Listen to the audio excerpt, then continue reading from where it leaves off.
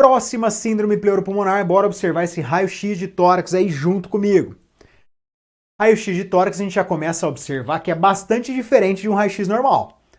Raio-x normal, esse daí que a gente interpretou bastante, raio-x talvez alterado.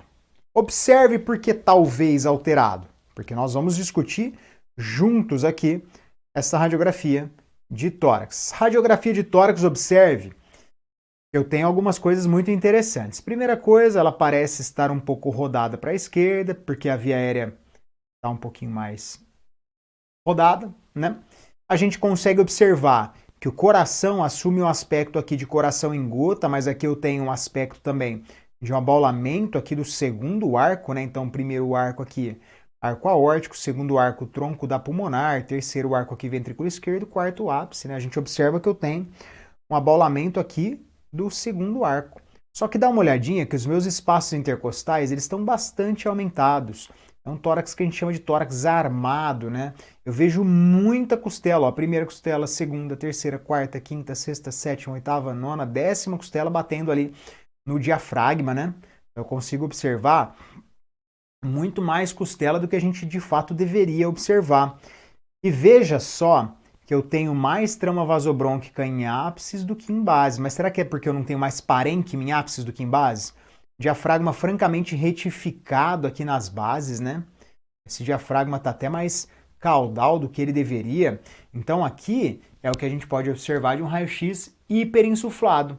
De um raio-x de um paciente portador de uma doença que dá para a gente perceber que predomina em campos pulmonares inferiores. Essa doença que predomina em campos pulmonares inferiores é caracterizada por destruição de septo intraalveolar, né? E coalescência de espaço aéreo. E quando a gente tem muito enfisema que predomina em campos pulmonares inferiores, a gente sempre deve suspeitar, sobretudo se o paciente for jovem, não tabagista, em deficiência de alfa-1 antitripsina, aquela enzima do grupo das serpinas, né, que destrói a elastase neutrofílica e não deixa que ela pegue as fibras colágenas e elastina do pulmão, que são as principais responsáveis pela retração elástica pulmonar. E aí esse paciente aqui vai ter um aumento do tempo expiratório, vai ter várias outras nuances aí. Então eu tenho um raio-x compatível com síndrome de hiperinsuflação, talvez compatível com enfisema. Dá pra gente diagnosticar enfisema no raio-x? Não dá.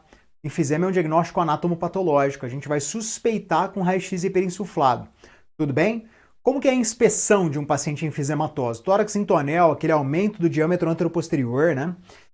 Eu posso ter movimento paradoxal, musculatura acessória inspiratória, expiração ativa e prolongada, tiragem, mas claro, se o paciente estiver em um contexto de estabilidade clínica é uma coisa, contexto de instabilidade clínica, exacerbação aguda da DPOC é uma outra totalmente diferente, talvez esse cenário aqui é mais para exacerbação aguda da DPOC. Palpação, expansibilidade vai estar bastante diminuída e aí vai ser bilateral e os achados tendem a ser simétricos, tá bom? Já que é uma doença difusa. Você vai pedir para o paciente falar 33, ele não vai ter muito tecido para conduzir a vibração das pregas vocais até a palma da sua mão.